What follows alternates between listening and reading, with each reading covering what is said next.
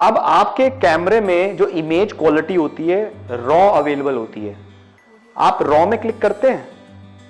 अगर आप नहीं क्लिक करते हैं तो इसका मतलब आप कैमरे की फुल पावर को नहीं यूज कर रहे हैं। आपको जो कैमरे में इमेज क्वालिटी है इसको रॉ पे यूज करना चाहिए। रॉ का मतलब होता है आपके कैमरे का बेस्ट आउटपुट, ठीक है।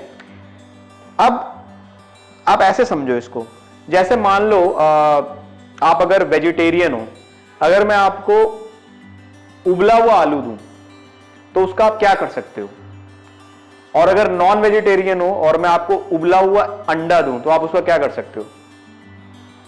नमक लगा के खा सकते हो, और क्या करोगे? और एक दो चीजें और आप कर सकते हो। लेकिन अगर मैं आपको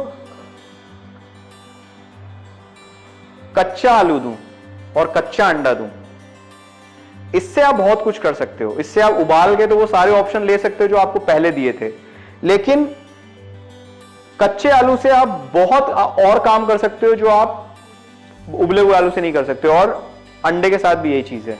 अंडा अगर आप चाहो तो अपने बाल भी धो सकते हो। यही सेम चीज है। ये रॉ पोटैटो और ये रॉ एग, ये वही काम करते हैं जो रॉ इमेज करती है। रॉ इमेज क्या होता है? एक आपके कैमरे का बेस्ट आउटपुट होता है जिससे आप एडिटिंग करके बहुत कुछ कर सकते हो। रॉ इमेज की खासियत क्या है? मान लीजिए आपका फोटो में एक्सपोजर खराब हो गया, मतलब फोटोग्राफ या तो अंडर एक्सपोज हो गई है या ओवर एक्सपोज हो गई है और सही नहीं आ रही है, तो अगर रॉ में क्लिक करिए तो वो फोटो एडिटिंग के दौरान ठीक करी जा सकती है। मान लो आपकी फोटो के कलर्स नहीं ठीक आ रहे हैं, कलर्स मान लीजिए व्हाइट बैलेंस ठीक नहीं है और उसकी वजह से कलर्स आपकी फोटो के नहीं अच्छे आ रहे हैं, अगर रॉ पे क्लिक कर रहा है तो वो कलर्स भी सही हो सकते हैं एडिटिंग में। ओके, अब एडिटिंग करने के कुछ सॉफ्टवेयर्स होते हैं। अगर आप बिल्कुल नए हो, एडिटिंग आपको बिल्कुल नहीं पता है, आप कभी नहीं करते हो एडिटिंग, तो गूगल पिकासा से आप स्टार्ट कर सकते हो। गूगल पिकासा रॉ फाइल्स को एडिट कर सकता है।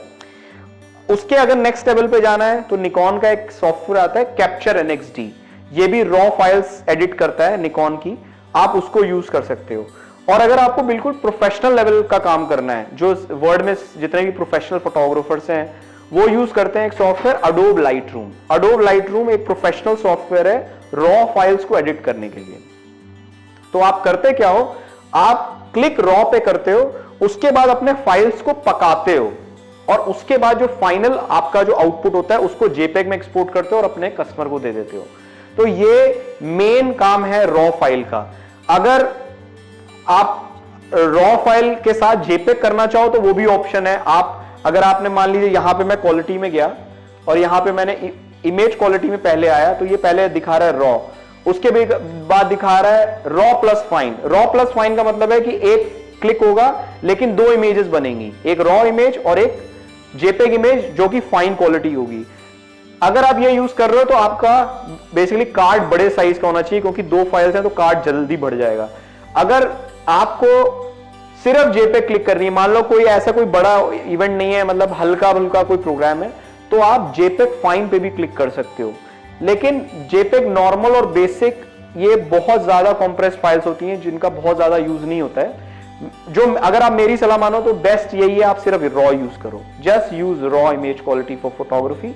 लेकिन अगर आप रॉ नहीं यूज करना चाहते तो जेपेग फाइन ठीक है, लेकिन इन कैमरे का जो बेस्ट आउटपुट होता है वो रॉ होता है। और मैं एक ही चीज बोलता हूं, रॉ रूल्स आपके टी शर्ट पे लिखा होना चाहिए, मतलब always click raw, that's it. Thank you.